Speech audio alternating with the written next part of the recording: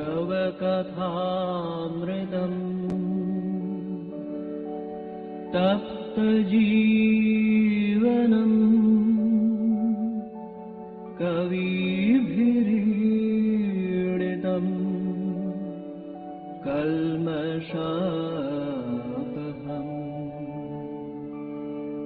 श्रवणमङ्गलम् श्रीमदाततम् भुवि गृह्णन्ति ये भूरिदा जनाः भुवि गृह्णन्ति ये भूरिदा जनाः। ॐ तव कथामृतं तप्तजीवनं कविभिरीडितं कल्मषापहम् श्रवणमङ्गलं श्रीमदाततं भुवि गृह्णन्ति ये भूरिदा जना. We are studying the Gospel of Sri Ramakrishna, and we are still in the conversations of 22nd July 1883. And we were read, but the topic has started from, in the meantime, Govinda of Belgaria and some of his friends had entered the room. Sri Ramakrishna was still in a semi-conscious state. After a few minutes, he said to the devotees, "Tell me your doubts. I shall explain everything." So, having given this permission, Govinda first asked, "Revered Sir, why does the Divine Mother have a black complexion?" So in that context, Thakur explained the black complexion, but he went on to explain that Shakti and Brahma are identical. One is the male appearance, second is the female appearance, but they are identical.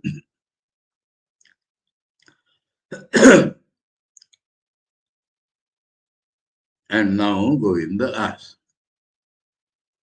what is the meaning of Yoga Maya? We heard this in some other context, that Yoga Maya is same as Maya because it is of three gunas, it is called Yoga Maya. But here, Thakur is giving an entirely different explanation. Master, it signifies the yoga or union of Purusha and Prakriti. So Yoga Maya means Maya and Purusha Yoga. Maya itself is Purusha and Prakriti together.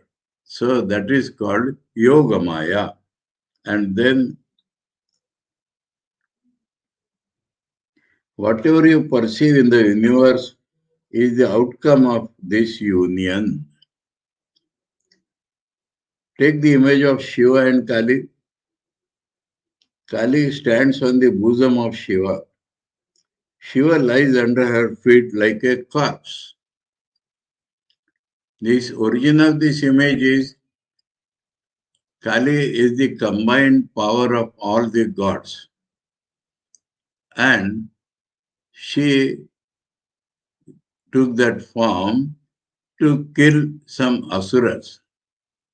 And after killing the asuras, she got into the mood of killing. And she was dancing in the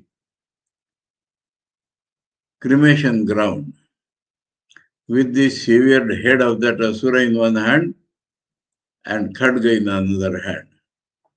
And nobody could make her calm and peaceful. So Shiva took upon himself that task and simply went and lied down in the battlefield. While dancing, unaware of anything, she climbed the chest of Shiva. And when she looked at Shiva, she was stunned and she stopped her dancing. That mood of hers, killing mood, vanished in the presence of Shiva. And if you look carefully in any proper image, you will see that her eyes are in Shiva's eyes and Shiva's eyes are in her eyes. And that made her peaceful. Now, because of that, Shiva is represented as a corpse. And so, Thakur says that take the image of Shiva and Kali. Kali stands on the bosom of Shiva. Shiva lies under her feet like a corpse. Kali looks at Shiva. Thakur has explained that. All this denotes the union of Purusha and Prakriti. So, because Purusha and Prakriti are identical yet appear male and female, and so their union gives rise to this world. And so this corpse means inactive. Inactive means transcendent. Active means creation, preservation, and destruction. So it is the same, Nirguna and Saguna Brahma. But in appearance, they appear as two, like a couple. And then there the union and the world comes out.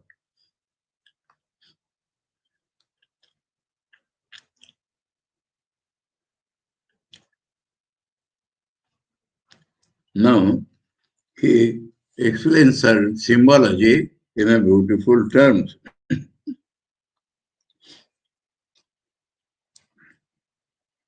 Prakriti performs all her activities in conjunction with Purusha. This is different from Sankhya, please. In Sankhya, there are Purushas. Here, there is one single Purusha.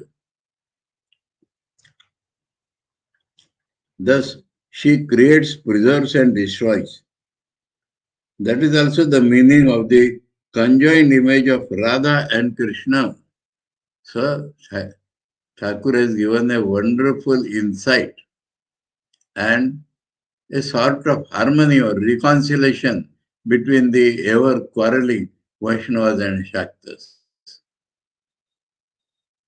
You give names, you give different Leela aspects, but they are the same. Krishna is the Purusha, Radha is the Prakriti. And so there are images both of Krishna and Radha together.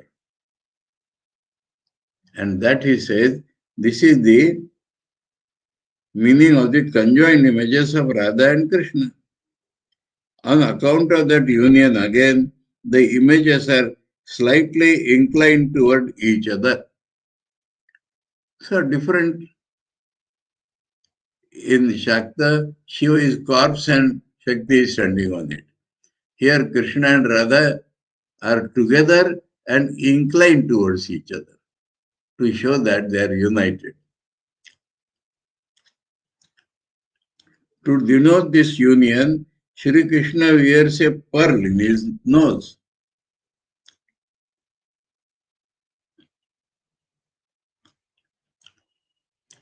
Pearl is mukta.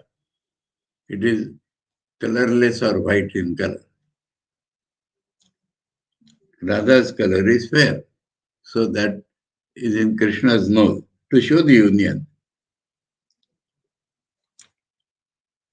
Radha, a blue stone, in hers, Krishna's color is blue. So Nilmani is in Radha's nose. Radha has a fair complexion, bright as the pearl. Shri Krishna is blue. For this reason, Radha wears the blue stone.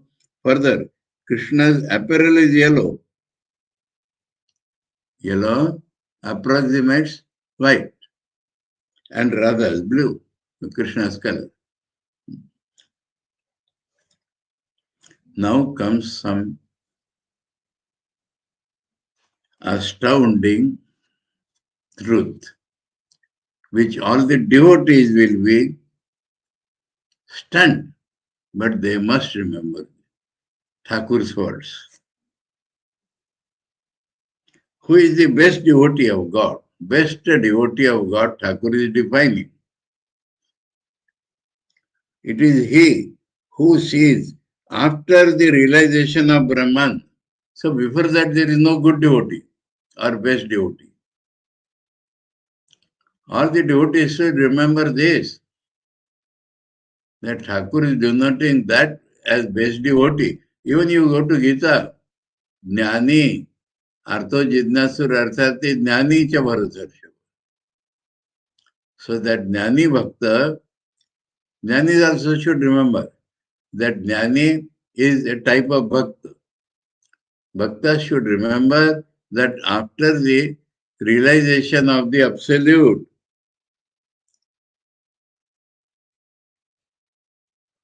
that it is he who sees.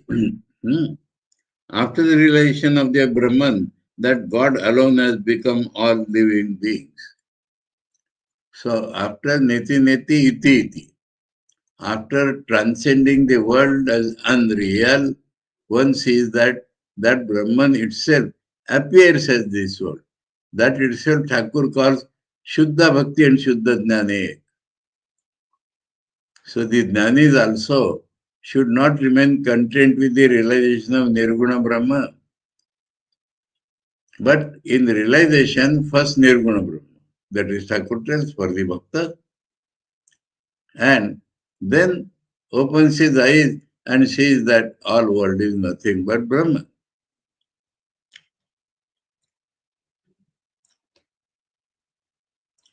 The universe and the 24 cosmic principles that is derived from Sankhya in a way, that is derived from the Shakta philosophy in a way. So this whole world is not 92 elements, is 24 tattvas. Tattva means element. So, and first he tells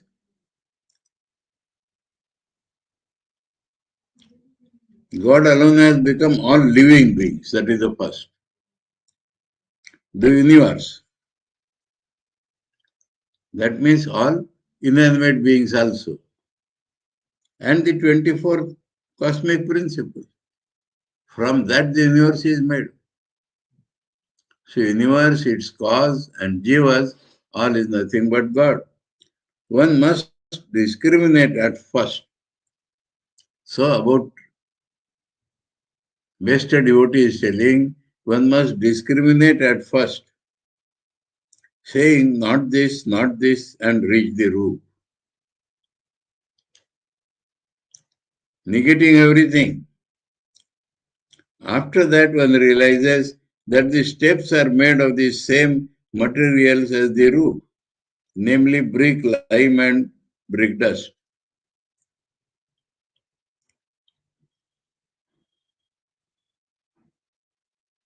In those days, cement was not in vogue. The devotee realizes that it is Brahman alone that has become all these, the living beings, the universe, and so on.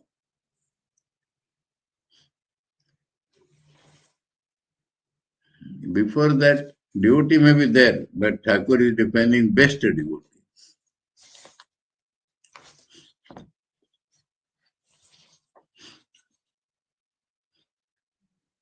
In this connection, I may say something.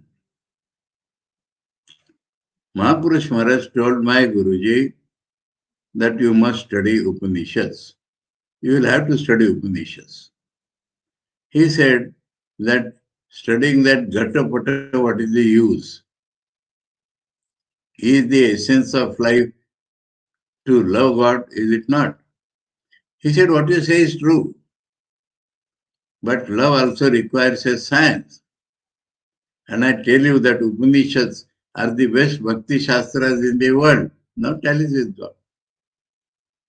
Why Upanishads are the best Bhakti Shastras? Because devotees talk only of Saguna Brahma. But Thakur says after Nirguna Brahma. And if you talk only of Nirguna Brahma, devotion will not arise at all. So Upanishads describe Brahman truth as Nirgun Sagun Brahma. And that is why sufficient scope of bhakti which will reach its fulfillment.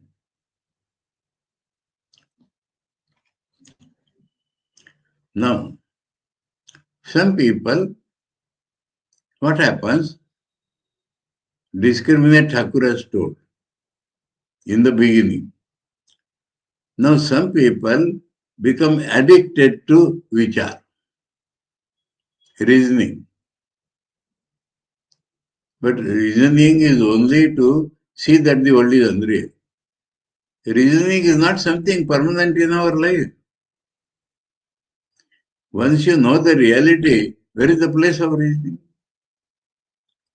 But some people have become addicted to that. So mere dry reasoning, because bhakti has not yet come, so dry. Immanence of God is not undertaken, so dry. I spit on it. I have no use for it. And the master spits on the ground, actually, to show how poor is this idea of mere reasoning. But does not mean one should not reason. Reason, feel the absolute, then feel the immanence. Why should I make myself dry through mere reasoning? May I have unalloyed love for the lotus feet of the God as long as the consciousness of I and you remains with me. So here Thakur has given sufficient hint that in Nirvikalpa Samadhi there is I nor you. But when I am out of Nirvikalpa Samadhi, I and you sense are there, then I must have devotion. Dry reasoning will not lead to this. To Govinda. Now, this was general talk. Now it turns to Govinda in particular. Sometimes I say, thou art verily I and I am verily thou. See? Nirgun Brahma, identity with Brahma. Again I feel, thou art thou. You understand the meaning? Aham Brahmasmi. Then, thou art thou. That means no place of I. That Aham Brahmasmi, I should merge in Brahman. These some lines are the essence of all philosophy. Then I do not find any trace of I. It is Shakti alone that becomes flesh as God incarnate. So, avatar. Sagun Brahma only will take avatar, na? Sagun aspect of Brahman will take avatar because he wants to protect the world. And that is represented here by Shakti. So Shakti alone becomes flesh.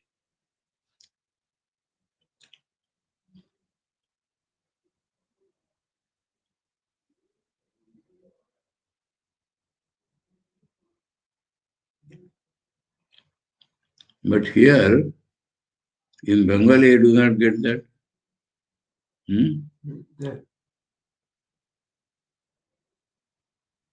Shakti re avatar, bas. Huh?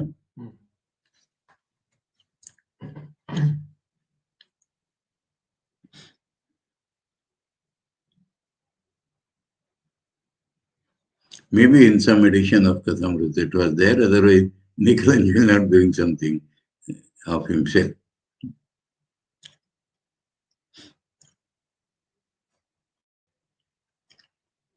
According to one school of thought, Rama and Krishna are but two waves in the ocean of absolute bliss and consciousness. So in this way, the Vedantis can appreciate avatar. Because beyond name and form and infinite, colorless, odorless, but it takes some form, sometimes. So waves. Now he explains, in Chaitanya Mahaprabhu's avatarhood, he had two companions who equally shared his preaching of bhakti. Advaita Acharya was an old man, and he was praying to God to come on earth or to send somebody who would preach bhakti. And so Chaitanya came. And then Nityananda was Chaitanya's first friend, like brother. So these three were at the head of the bhakti movement, and they preach bhakti to everybody. So Thakur is now explaining in their names. Chaitanya, consciousness, is awakened after Advaita Jnana. Same thing he brings through the three personalities. The knowledge of the non-dual Brahman. Then one perceives that God alone exists in all beings as consciousness. After this realization comes Ananda, bliss. Advaita, Chaitanya, Nityananda.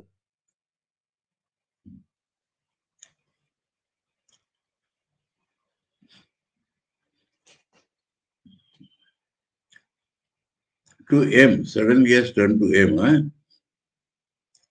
Let me ask you not to disbelieve in the forms of God. So this is not Govinda now.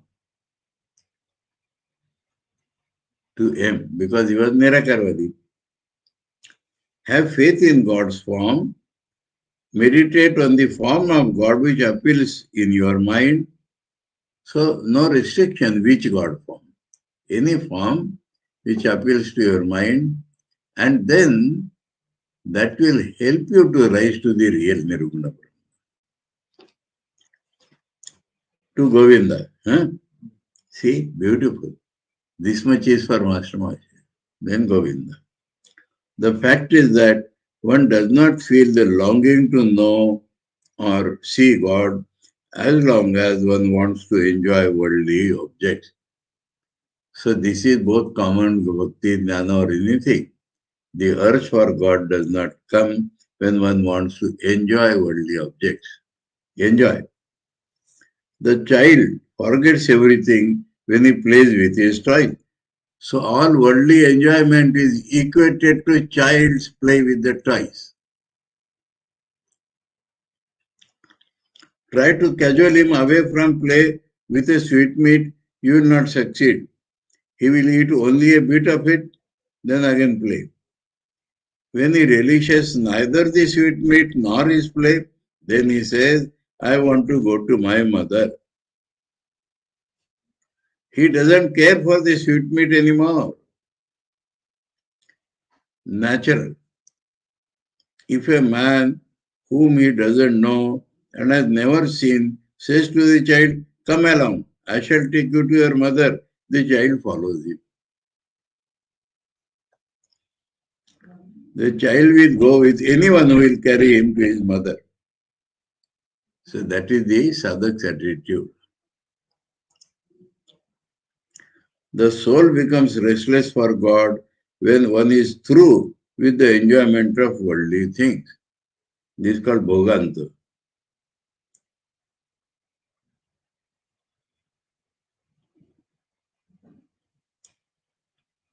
Then a person has only one thought, how to realize God. He listens to whatever anyone says to him about God. That faith is the first principle in bhakti. Now, he is talking to Govinda, but M became thoughtful. M to himself, alas, the soul becomes restless for God only when one is through with the enjoyment of worldly things. So he has introspectively, he has absorbed this teaching.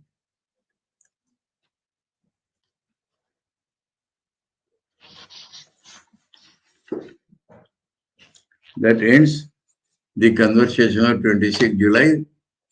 Now we shift to August 18, 1883, almost a month.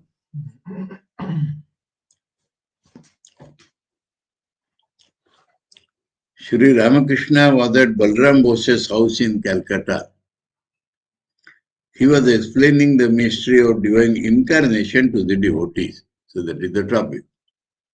Master, in order to bring people spiritual knowledge, an incarnation of God lives in the world in the company of devotees, cherishing an attitude of love for God.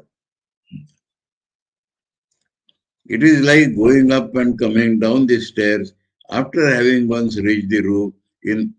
So, for avatar also, same thing. Transcendent, then Emmanuel. In order to reach the roof, other people should follow the path of devotion, as long as they have not attained knowledge and become free of desire. So when you attain the roof, you become free of desire. You attain through path of bhakti. The roof can be reached only when all desires are done away with.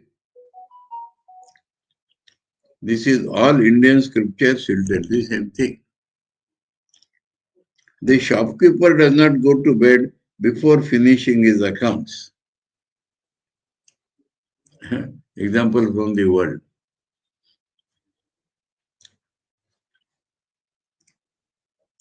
He goes to sleep only when his accounts are finished. Two examples are there about it. One is about Trigunam Swami in America. After the day's work, he was doing accounts. And he tried and tried and tried, and where that error had gone, he did not understand. But 1 cent or something, he was not telling between the actual cash and his account. And he tried and tried and tried. And then he said, let that cent go. Then only he could sleep. The other example of Maharashtra Saint Eknath. He was doing accounts in his guru's house. And something like this happened, not tell it. And he worked throughout the night. And when Guru found that, he was stunned and blessed him. So before that, no sleep. No?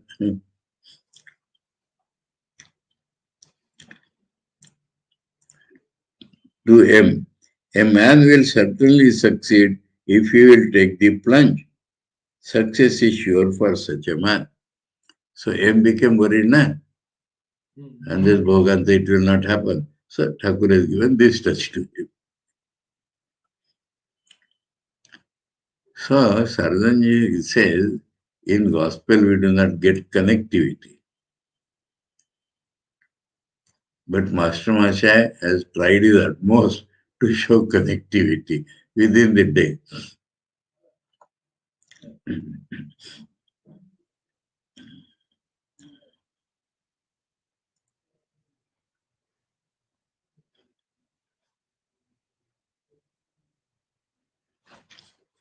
So you got the connection, M became worried, so this thing. Well, what do you think of the worship conducted by Keshav, Shivnath and the other Brahmo leaders? To M, because M did visit them and now M has become wiser. So through M, Thakur is showing what they have done, the limitations. And they are satisfied, as you say, with describing the garden, but they seldom speak of seeing the master of the garden. Thakur had taught this and M has fully understood that.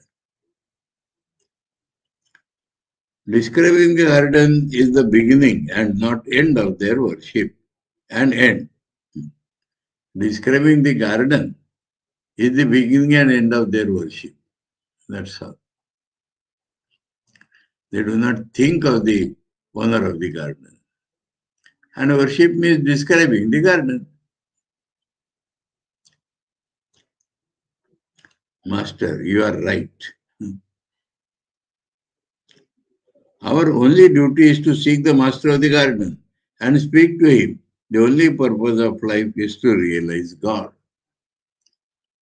And speak to him means become intimately connected to God.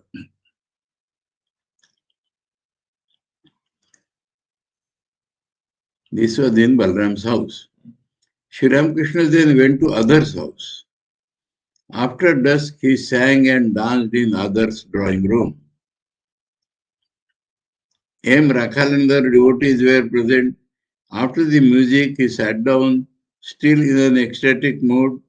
He said to Rakhal, "This religious fervor is not like rain in the rainy season, which comes in torrents and goes in torrents. Emotional devotees are like that.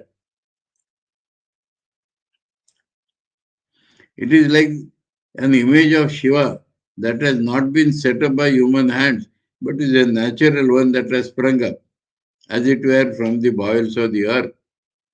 The other day, you left Dakshineshwar in a temper. I prayed to the Divine Mother to forgive you." So Thakur is explaining that to him because he loves Rakhal like anything. The master was still in an abstracted mood and said to other, "My son, meditate on the deity whose name you chanted." With these words, he touched other's tongue with his finger and wrote something on it. This is a form of Diksha, Shakti Diksha.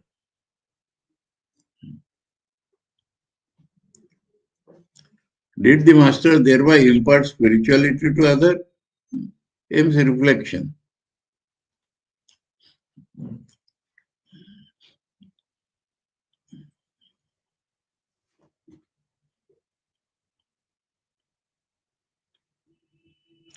Here there is some footnote.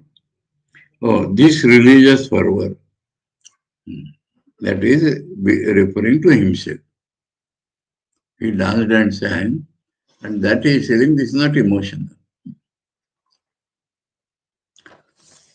So we are finished with that August 18 also, and then the new chapter 13.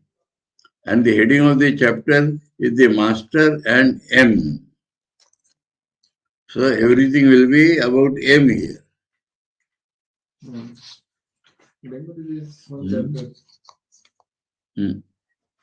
उसमें परिच्छेद है खाली, द्वादश परिच्छेद. दक्षिणेश्वर मंदिरे भक्त संगे.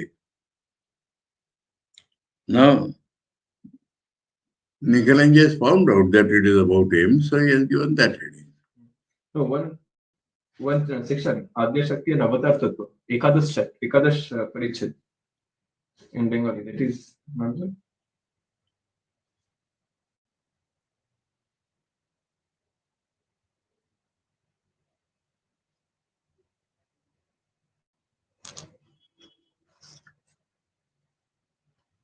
Ek din. So date is not known. So they might have put in some other place.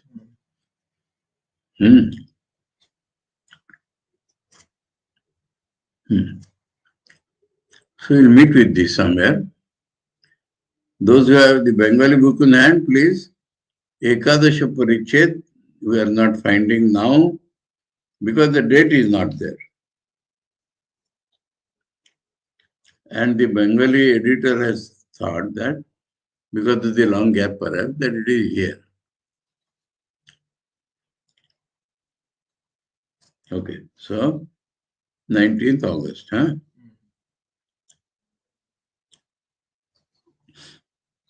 It was Sunday, the first day after the full moon.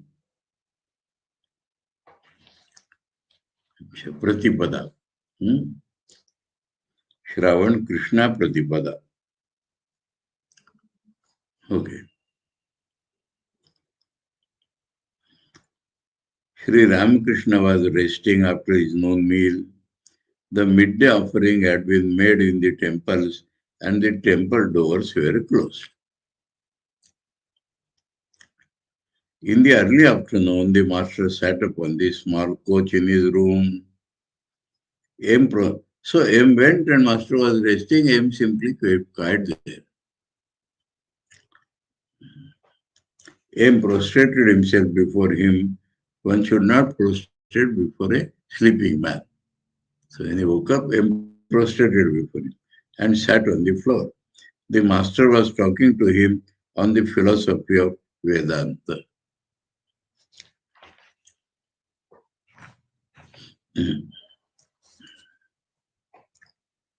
Master to him.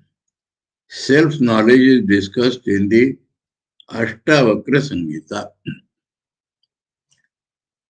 Ashtavakra Samhita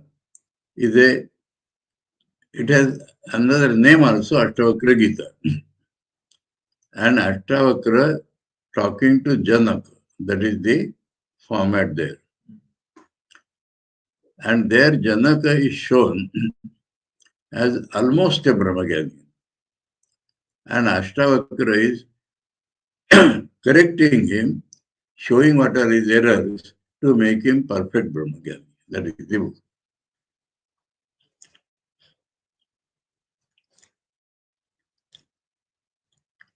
Self-knowledge is discussed in the Ashtavakra Samhita. The non-dualists say, Soham. That is, I am the Supreme Self. This is the view of the sannyasis of the Vedantic school. Clear?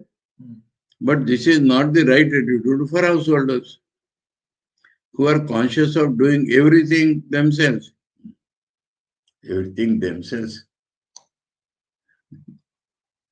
Everything themselves does not mean that they do not depend upon others. They themselves are doing everything, so they can say so. How to make it free from that sense? No, this gives a wrong idea that they are doing everything themselves. Why if and other people are not doing anything? They are still, you can add some word, they are still doing everything. You understand everything here? Including union with the wife. Subject-object consciousness has not gone from them. How they can say so? So the difference between householder and sannyasi is Thakur is pointing out.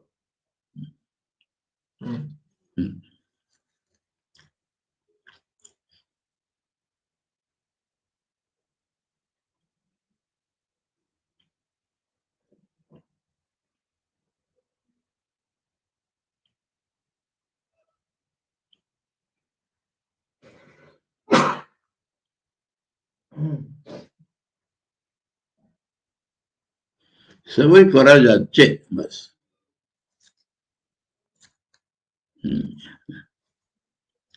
I think if you drop this themselves,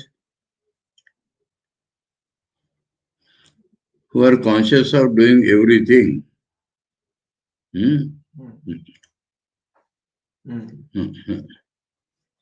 that being so, how can they declare I am that, the actionless Supreme Self?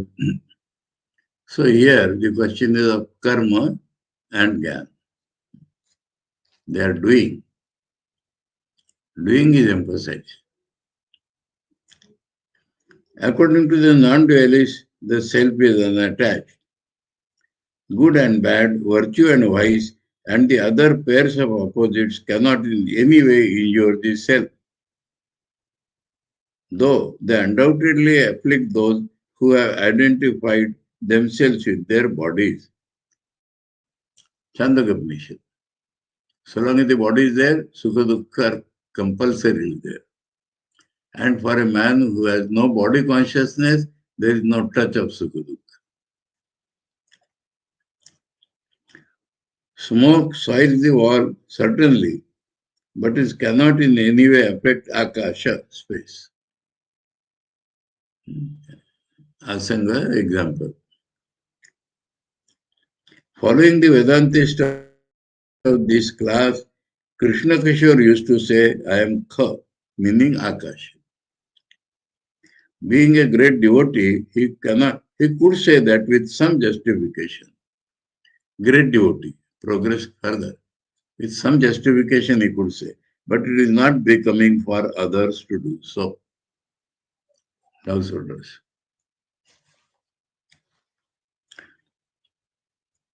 But to feel that one is a free soul is very good. So a point of Advaita Vedanta or the absolute truth is good for householders also. They should not feel I am bound, I am bound. They should feel I am free.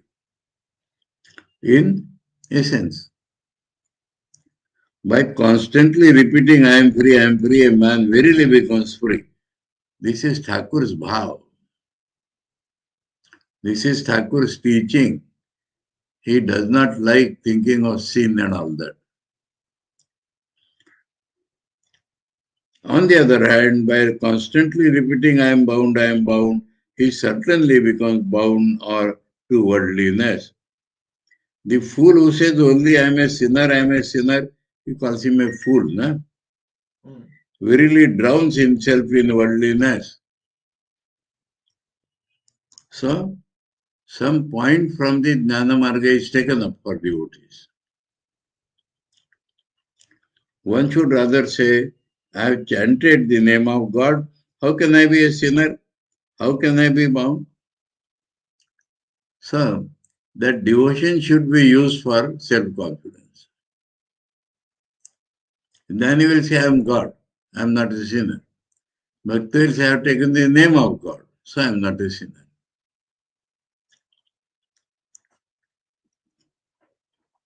Today, to M, you see, I am very much depressed today. Hridaya has written me that he is very ill. Why should I feel dejected about it? Is it because of Maya or Daya?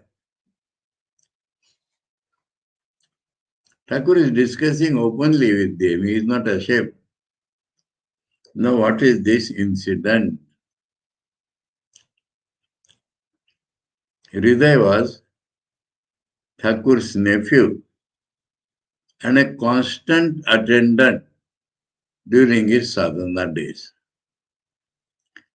Later on, he started misbehaving with Thakur. That without me you could not have done anything, etc. And for some other fault, he was removed from the service of Dakshineshwar. That is providence. Thakur did not ask anybody to remove him, but he committed some mistake. Mathur's son, Dwaraka, loved Thakur. But Mathur had one son from his previous wife, and Trilokyanath. And after Mathur, he became the owner practically of the temple. And they were Shudras, we know that, fishermen caste.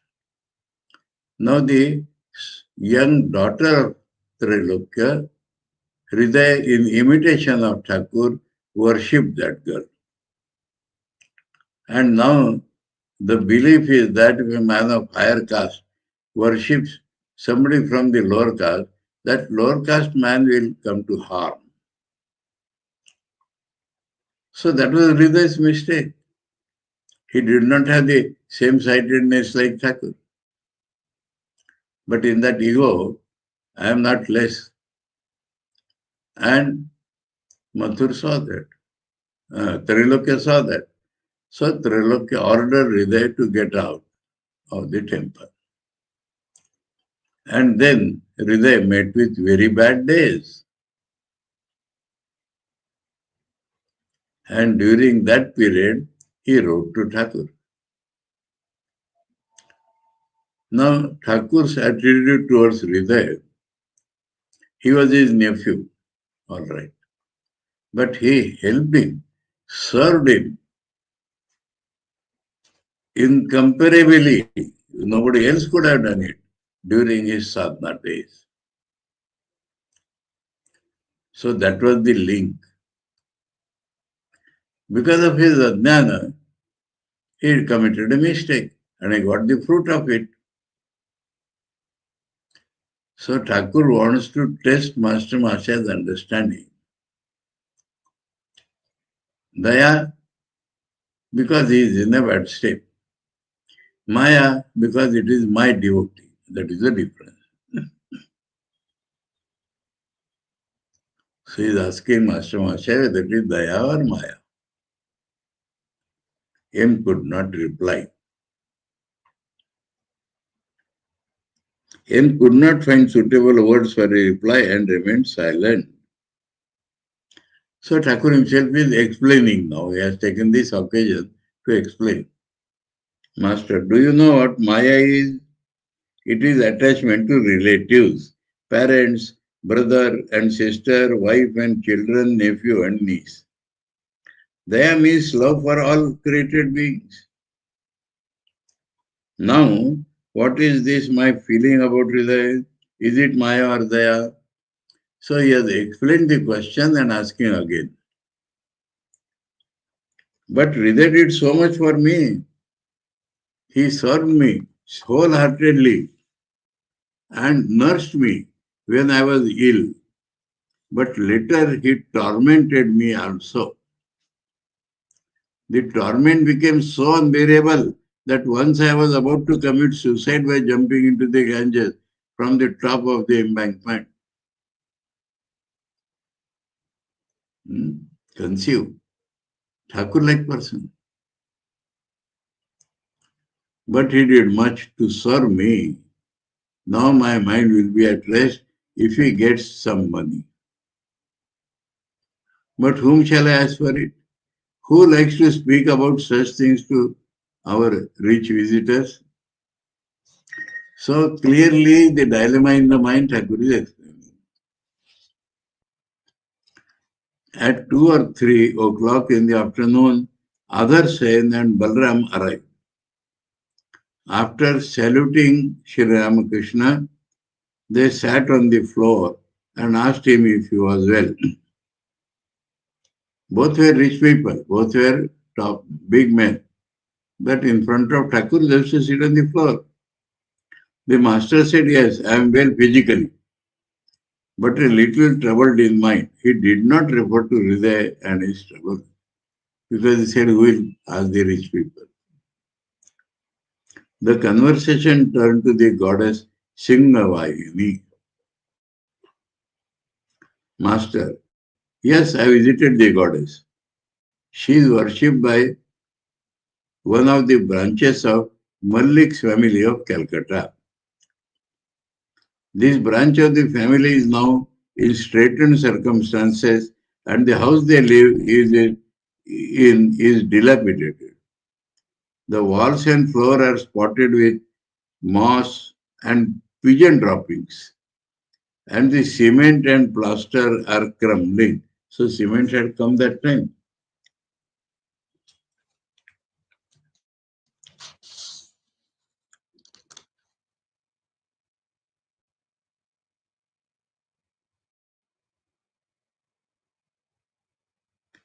Bali surki podeche.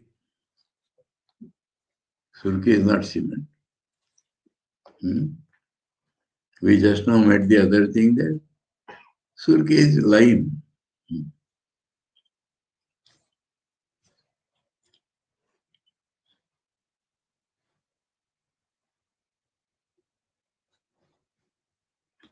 Cement is not used in the technical sense. Something which makes things stick is called cement. We say cement this. But other branches of the Mallik family are well off. This branch has no sign of prosperity. To him, well, what does that signify? So continuously poking at him to make him think, be aware, discriminate. M remains silent. So Thakur himself will explain. Master. So he poses question to explain. Master, the thing is that everyone must reap the result of his past karma. One must admit the influence of tendencies inherited from past births and the result of the prarabdha karma. M was not fully believing in that, so he has brought this topic.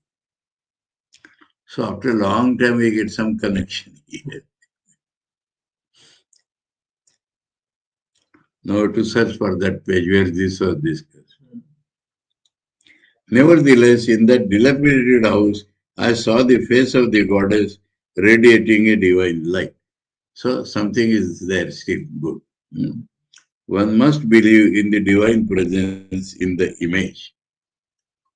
So this is an important point. You can extend this. Photos.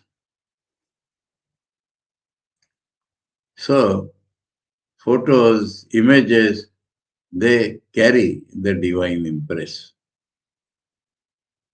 Now, you can, if you have some perception, I'm taking some example. In Rishikesh, beyond the Lakshman Jula, there is a 13-story temple. In each story, there are more than one deities. Like that, 13 stories. And the people from village come and go on putting pranami before everything. Why they have made like that? They say in Hindi, एक मूर्ति का खर्चा निकाल देगी.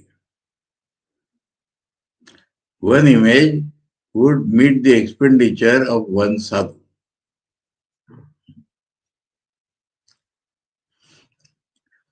But to a man of perception, that is commercial. And you go to any temple, which is old temple, immediately this divinity revealed. So that is what is happening here. Thakur is explaining that. Once I went to Vishnupur. The Raja of that place has several fine temples. In one of them, there is an image of the Divine Mother called Mridmayi, made of clay.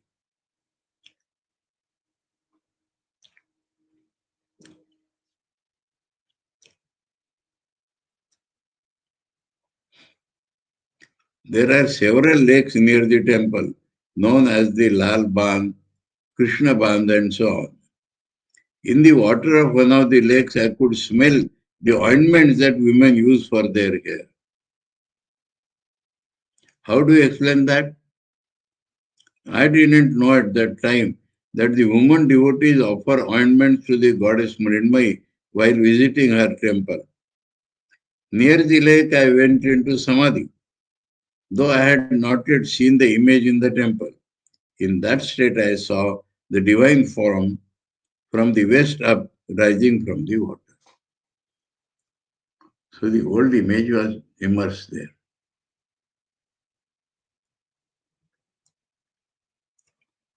In the meantime, other devotees had arrived. Here in the footnote says, see page 797. So that will come in the second part.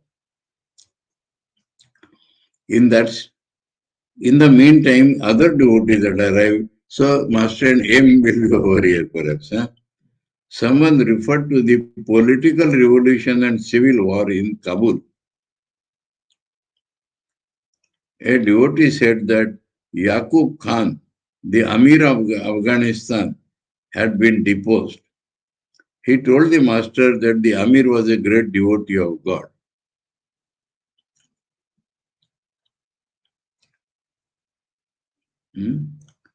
And he was deposed. So Thakur will explain the connection. But has come because they believe why a devotee should be troubled. Master, but you must remember that pleasure and pain are the characteristics of the embodied state. So long as you are in the body, pleasure and pain both are going to come. In Kavi Kankan Chandi, Devi Stuti by Kavi Kankan, not the usual Devi Bhagavatam. It is written that Kaluvir was sent to prison and a heavy stone placed on his chest. Yet Kalu was born as a result of a boon from the Divine Mother of the universe. So, another example that even the devotees have to suffer so long as they have a body consciousness. Thus, pleasure and pain are inevitable when the soul accepts a body. Again, take the case of Shrimanta, who was a great devotee. Though his mother Kullana was very much devoted to the Divine Mother, there was no end to his troubles. He was almost beheaded. There is also the instance of the woodcutter, who was a great lover of the Divine Mother. So, from the Bhakti literature, several stories Thakur is telling. She appeared before him and showed him much grace and love. But he had to continue his profession of woodcutting and earn his livelihood by that arduous work. So that did not go away. Again, while Devaki, Krishna's mother, was in prison, she had a vision of God himself, endowed with 4 hands, holding mace, discus, conch shell, and lotus. But with all that, she couldn't get out of prison.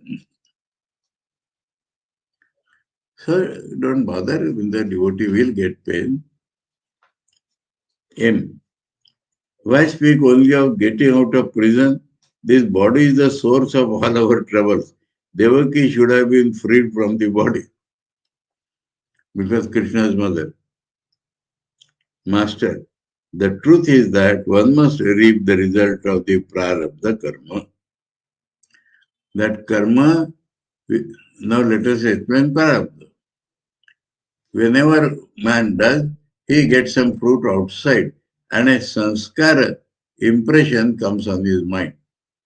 And birth after that birth, this impression gets on gathering.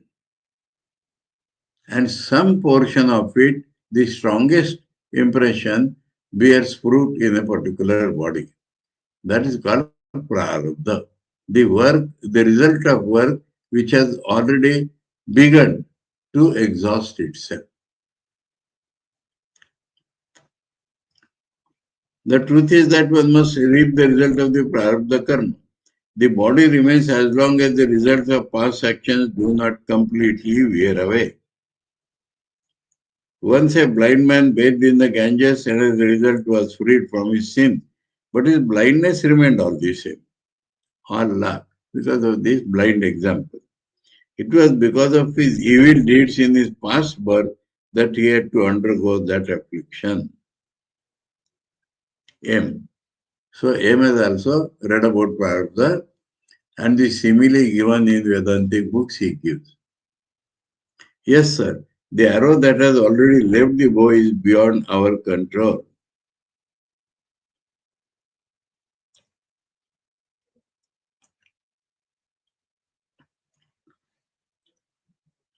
So, what is the example? A man has bows, arrows in his quiver.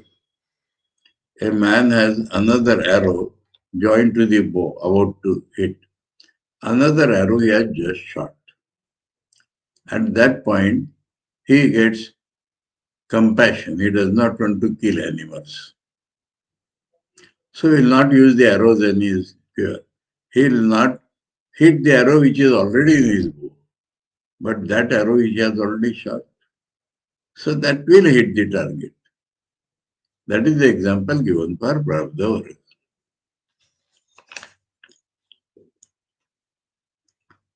Master, the truth is that one must reap the result of the Prarabdha karma. The body remains as long as the result of past actions do not completely wear away. Once a blind, we read that, na? Oh, yes, sir, the arrow that has already left the bow is beyond our control. Now, what is the solution? That we shall read tomorrow. Om Tava Kathāmritam Tapta Jivanam Kavibhiriditam Kalma Shapaham श्रवणमङ्गलं श्रीमदाततं भुवि गृह्णन्ति ये भूरिदा जना। ओम शांति शांति शांति। हरि ओम तत्सत्। श्री रामकृष्णार्पणमस्तु।